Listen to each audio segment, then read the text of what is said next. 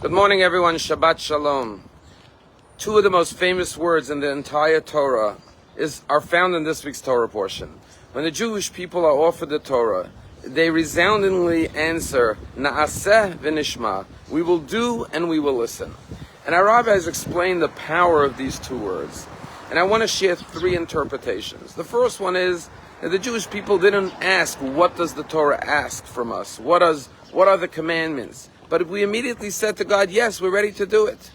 And then we'll listen to what you want. If you ask someone for a favor, there's two ways they can respond. They can either say, what do you want? And then decide if they're going to do it. Or if you say, can you do me a favor?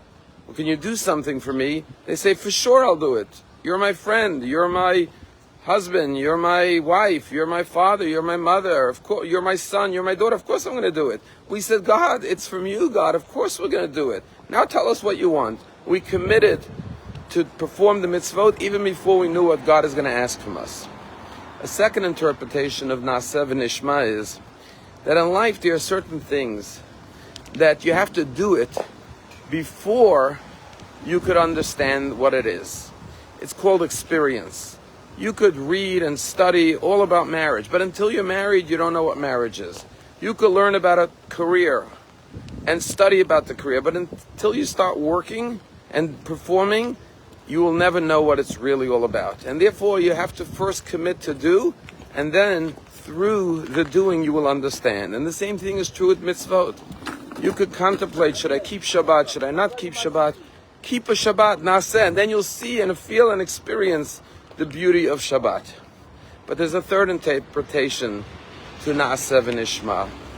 And that is, there are certain things that you can't understand in life.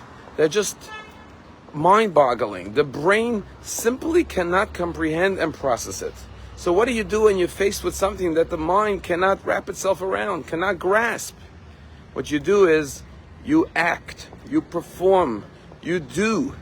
And through the actions, slowly the mind will begin to grasp and comprehend.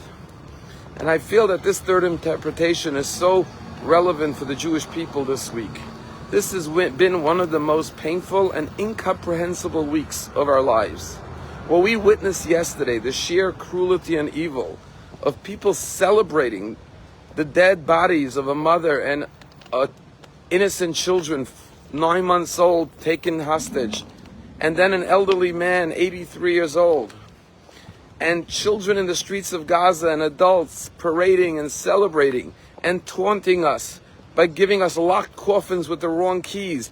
And then the ultimate, to discover that the mother was not returned, they put in another corpse. This cruelty, this evil, the brain cannot fathom, understand. The heart breaks, the tears cry, but we cannot understand it. And then last night, 3 buses explode in Israel on the very same day. And miraculously, no one was injured in any of the 3 bombings.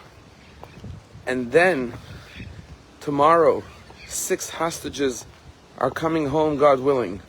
And to see these 6 hostages, the mixture of joy and tears, of the sadness of the tragic experiences of yesterday, and the joy of seeing 6 families be reunited with the loved ones.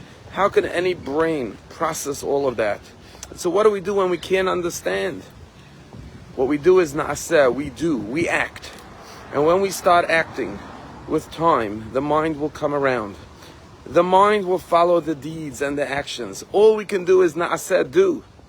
And then, with time, God willing, we will begin to heal and have some comprehension. And so this Shabbat, I ask 2 things from everyone to do. The first thing is, every Jew should go to Shul this Shabbat.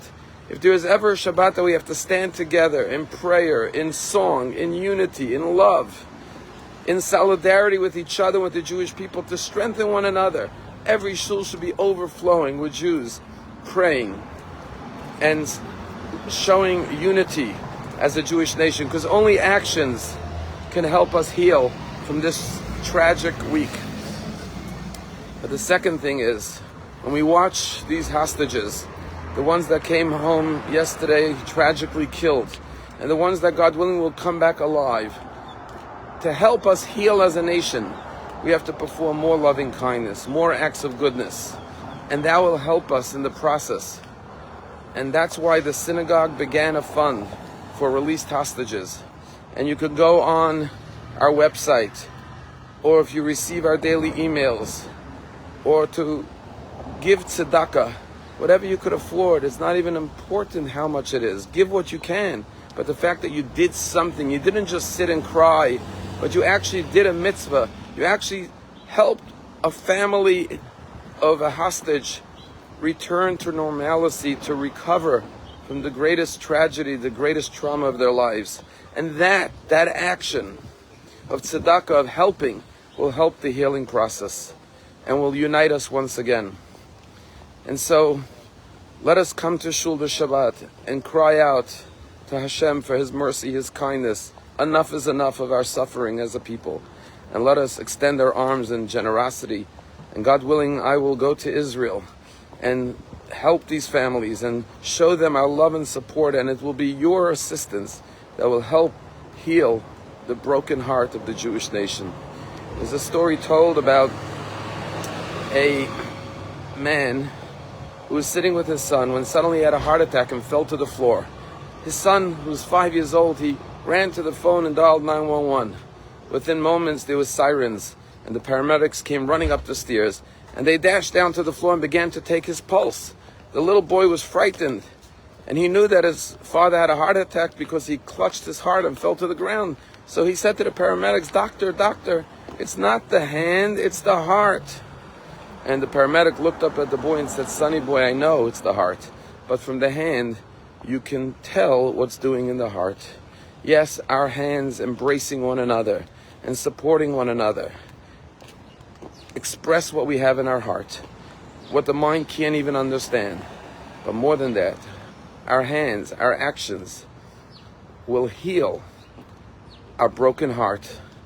And once again, we will carry on as a Jewish people with the strength and the spirit that we've always shown for thousands of years, because they can break our heart, but they will never break our spirit. Shabbat Shalom.